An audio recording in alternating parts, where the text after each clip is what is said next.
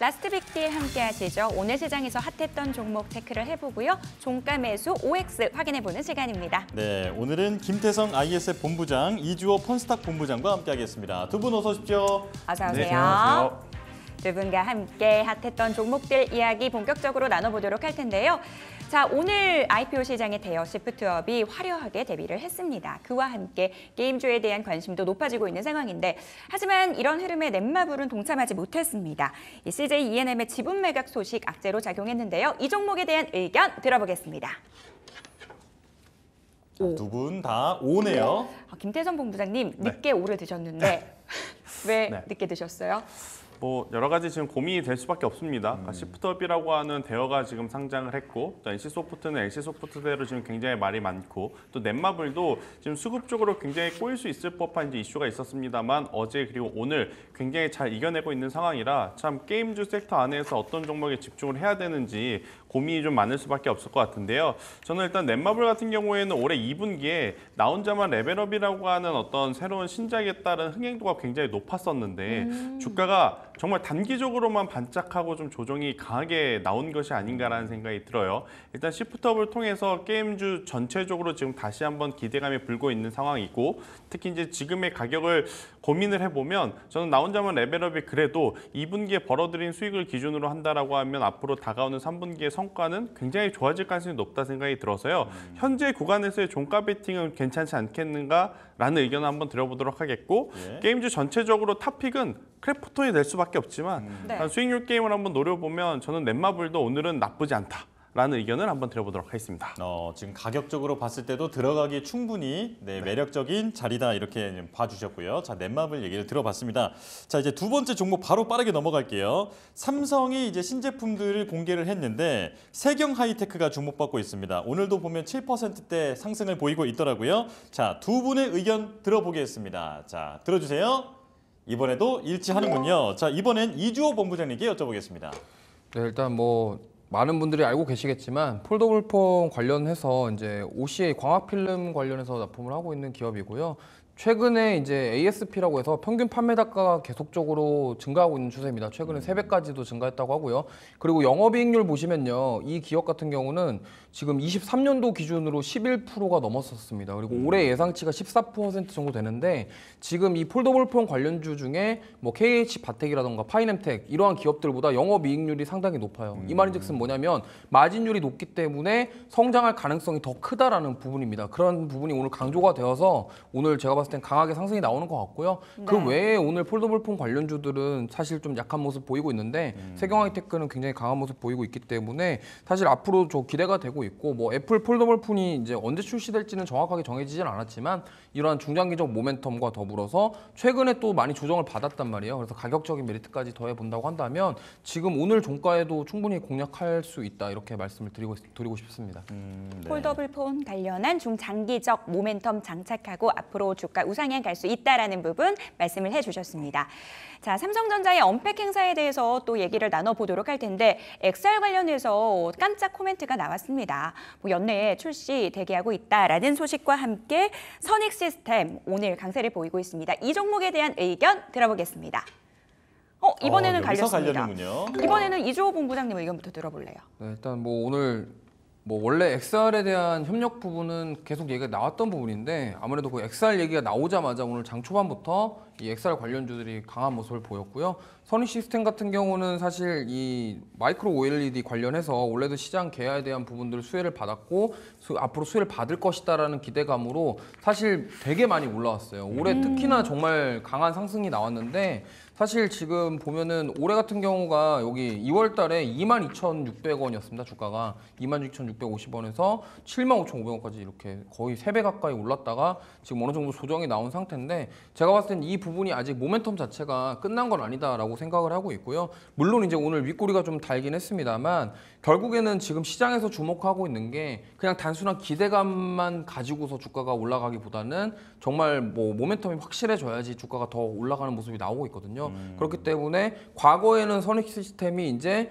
기대감으로 좀 많이 올랐다고 한다면 이제는 실제로 이제 앞으로 OLED 관련돼서 증착기가 이제 8.6세대 납품이 되고 중국에 납품이 되면서 그리고 지금 사실 OLED 패널에 대한 시장 자체가 규모가 점점 커지고 있기 때문에 이 부분이 앞으로 실적으로 뭔가 보여질 수가 있다고 한다면 추가적인 저는 상승이 가능하다고 생각을 하고 있고 저는 오늘 이게 데드캣 바운스라기보다는 오히려 이슈와 함께 다시 턴어라운드 할 수 있는 리바운드 되는 구간이라고 생각을 해서 종가면서 한번 해보면 좋겠다 이렇게 말씀을 드리겠습니다. 그동안에는 기대감만으로 올랐지만 이제는 숫자로 확인될 수 있다라는 부분 언급을 하시면서 종가 매수 의견 주셨습니다. 그러면은 김태성 본부장님은 이 내용에 대한 물음표인가요? 아니면은 가격에 대한 물음표인가요? 내용과 가격과 지금 섹터에 대한 물음표가 조금 오. 복잡하게 어우러져 있다 좀 보시면 될 것 같고요. 일단 선희 시스템은 앞서 이제 대표님께서 이야기하셨다시피 장비주로서의 어떤 기술력은 명확하게 지금 가지고 있는 기업이다라고 좀 볼 수는 있을 것 같습니다. 하지만 어제 HB 테크놀로지 혹은 HB 솔루션 유사 섹터에서 지금 다양한 지금 안 좋은 악재들이 지금 나온 상황에서 오늘 이제 반등이 기존의 어떤 수주 잔고에 대한 이야기라기보다는 XR 기기에 대한 이야기였기 때문에 저는 단발적으로 조금 끝났다가 추후에 실적에 대한 이야기가 나왔을 때 다시 올라가지 않을까라는 생각이 있어서 선익 시스템에 대한 어떤 기업의 좋고 나쁘고를 따졌을 때는 나쁘다라는 표현은 아니고요. 네. 충분히 올라갈 수 있지만 조금은 더 지켜봐야 되는 구간이 아닌가라는 의견을 한번 드려보도록 하겠습니다. 네. 자, 유사 섹터의 상황은 그렇게 좋아 보이지 않는다라고 지금 말씀을 해주셨는데 이주호 본부장님 사실 이제 종가 매수 의견을 들어주셨잖아요. 네. 좀 반박을 하실 수 있을까요? 이거를 사실 뭐 보는 관점에 따라서 의견이 다를 수가 있기 때문에 반박을 하기보다는 네. 좀 다른 생각을 말씀을 드리면 네. 이게 사실은 지금 요즘 시장 트렌드를 좀 보시면 좋을 것 같아요. 요즘에 시장 트렌드를 보시면 섹터 안에서도 가는 종목만 갑니다. 예. 그렇기 때문에 지금 어쨌든 선익 시스템이 지금 이쪽과 관련해서 대장주 역할을 했었어요. 올해 대장주 역할을 했기 때문에 한 번 대장주는 계속 대장주를 하는 경향이 되게 많습니다. 테크인 같은 종목도 그렇고요. 뭐 한반도체도 그렇고 마찬가지잖아요. HBM과 관련된 검사 장비라던가 이런 것들 보시면요. 굉장히 차별화가 되고 실제로 가는 종목들만 계속 가고 있기 때문에 이러한 부분들 물론 섹터 안에서 지금 뭐 이슈가 많이 있고 안 좋은 소식들이 많이 있습니다만 결국에는 선익 시스템이 대장 역할을 했기 때문에 만약에 선익 시스템 말고 다른 대장이 누군가 나타나지 않는다고 한다면 이 대장이 다시 한번 갈 가능성이 높다. 저는 이렇게 생각하기 때문에 종가 매수 의견 드렸습니다. 네. 저희가 두 분 싸움도 치려고 하는 건 당연히 아니고요. 네. 더 알찬 정보를 알기 위해서 이렇게 질문을 드려봤습니다. 선익 시스템이 섹터를 주도하는 종목이기 때문에 그래도 좀 전망이 좋지 않을까 이런 의견으로 정리를 해보겠습니다. 자, 다음 종목 볼 텐데요. LS 일렉트릭입니다. 지금 LS 전선이 1조 원을 투입해서 미국의 해저 케이블 공장을 짓는다는 소식이 들려온 이후에 그룹주가 다 지금 상승을 했는데 자, LS 일렉트릭 종가 매수 의견이 궁금합니다. 자, 들어주시죠. 자, 두 분 다 오군요. 자, 두 분 다 의견을 들어볼게요. 김태성 본부장님부터 말씀해 주시죠. 뭐 좋은 이야기인 거죠. 특히나 지금 해저 케이블 같은 경우에는 육상 케이블과 다르게 동일 면적 대비 들어가는 구리의 양이 약 3배 정도 더 많다라고 알려져 있습니다. 예. 일단 뭐 LS 일렉트릭도 그렇고 전선주들도 그렇고 구리 선물 가격과 굉장히 지금 밀접하게 움직이는 상황이 있고 또 최근에 구리 선물 가격의 조정을 받고 그 이후에 지금 다시 올라오는 상황이기 때문에 어떻게 보면 해저 케이블 이슈는 구리 선물 가격까지 포함을 했었을 때 굉장히 또 수혜 혹은 이제 호재로 인식이 될 저는 가능성이 높다라는 생각이 들어서요. LS 일렉트릭 가격에 대한 부담감은 있을 것 같아요. 하지만 MSCI 지수 편입에 대한 기대감도 여전히 내포하고 있는 기업이라서 추가적인 상승은 충분히 가능하지 않을까. 여기가 지금 고점이다라고 생각하시는 분들은 살까 말까 고민을 하시는 것보다는 사시되 비중을 조금 유연하게 조정을 하시는 게 더 맞지 않을까라는 의견을 드려보도록 하겠습니다.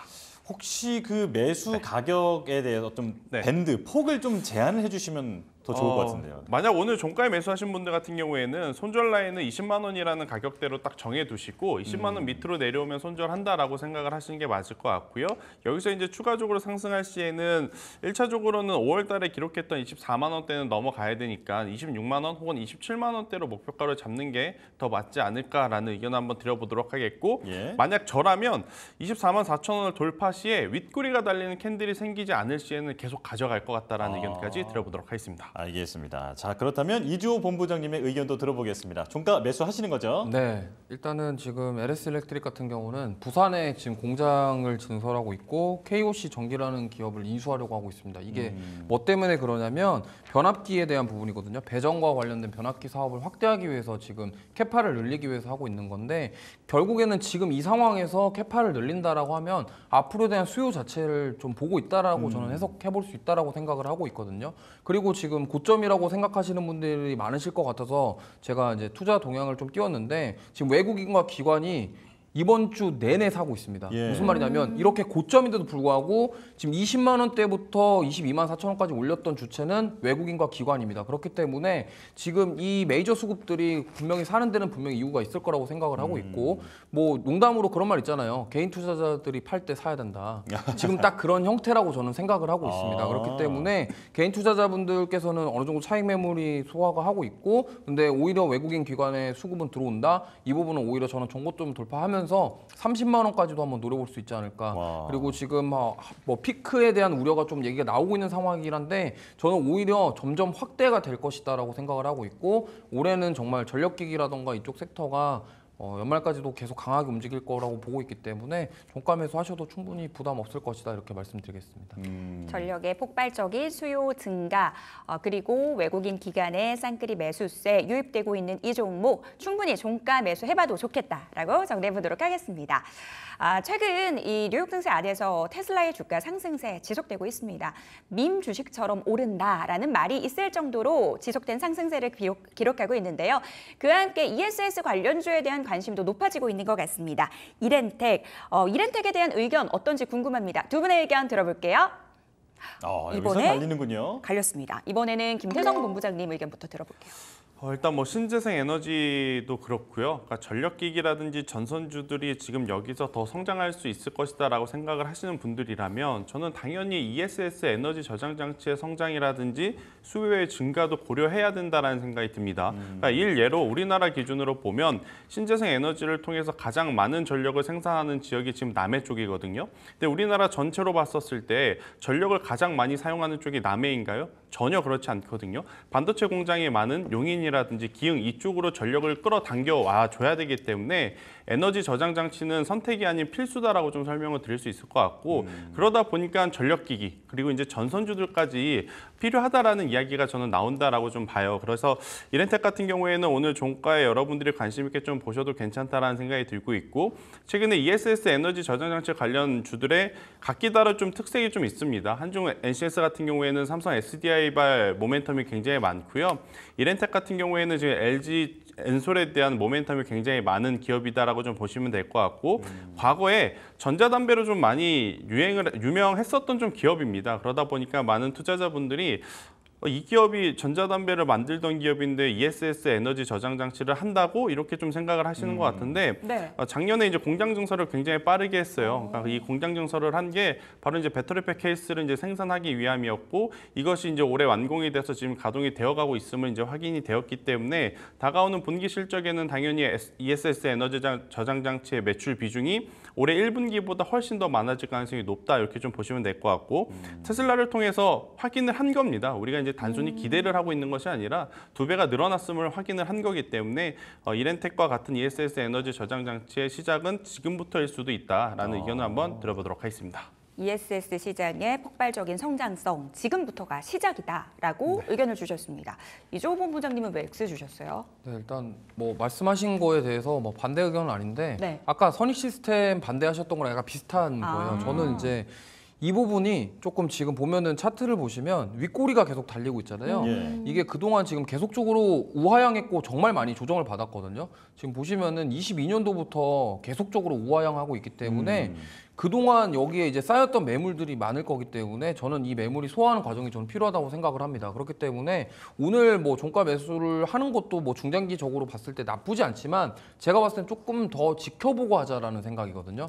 왜냐하면 아까도 말씀하셨다시피 이 기업 같은 경우는 지금 휴대폰 케이스랑 전자담배 판매가 본업이에요. 그리고 네. ESS 배터리팩 관련된 매출은 지금 현재 기준으로는 17% 정도밖에 되지 않습니다. 그 말인즉슨 뭐냐면 지금 원래 본업에 대한 그런 실적이 되게 지금 영업이익이 오히려 감소하고 있는 상황이에요. 그러면 이 부분에 대해서 뭔가 실적 모멘텀이 있어가지고 주가가 올라가는 게 아니라 지금의 이 거래량 나오면서 상승이 나왔던 부분은 ESS에 관련된 기대감이라는 저는 생각이거든요. 네. 그렇기 때문에 이거를 지금 굳이 급하게 들어가는 게 아니라 조금 진짜로 아까 말씀하신 것처럼 서진 시스템처럼 정말 실적이 왕창 잘 나와서 원래 5G 회사가 진짜로 여기는 이제 5G를 버렸다 이 정도로 얘기가 나올 정도로 뭔가 모멘텀이 있거나 이런 게 아니라고 한다면 급하게 매수할 필요는 없다고 생각해요. 그렇기 때문에 조금 어느 정도 추이를 좀 지켜봤으면 좋겠고 얘가 지금 이렇게 보통은 이렇게 우하향을 깊게 하는 종목들이 이 되돌리고 리바운드 됐다가 데드캣 바운스가 나오는 경우 굉장히 많아요. 그렇기 때문에 그 부분을 주의하셨으면 좋겠고 과거의 사례 중에 우리 그 박지성 씨가 그 활동할 때 그 네. 유럽 리그 거기에 광고를 했던 타이어 회사가 하나 있습니다. 그 타이어 회사는 지금 20년째 주가가 빠지고 있어요. 그러니까 이런 식으로 될 수도 있다라는 거죠. 그렇기 때문에 그러한 기업도 있어요. 정말 그 당시에는 많은 분들이 야 이거 거기 맨유 거기 구장에다가 이런 그쵸. 광고를 하네? 그러면서 이 주식을 샀는데 지금 막상 보니까 주가가 20년째 빠지고 있다는 거죠. 그렇기 때문에 물론 뭐 이 기업이 나쁘다, 모멘텀이 없다 이런 게 아니라 좀 추이를 지켜보면서 완전히 되돌려서 올라오는지를 확인해보자 이 말씀을 드리고 싶습니다. 성장성과 기대감에 대해서는 긍정하신다. 하지만 이것들이 숫자로 나오는지 확인한 후에 투자를 해도 늦지 않다라는 부분 언급을 해주셨습니다. 자, 이렇게 해서 라스트 빅딜 함께했고요. 저희는 마감 시보 듣고 돌아오겠습니다.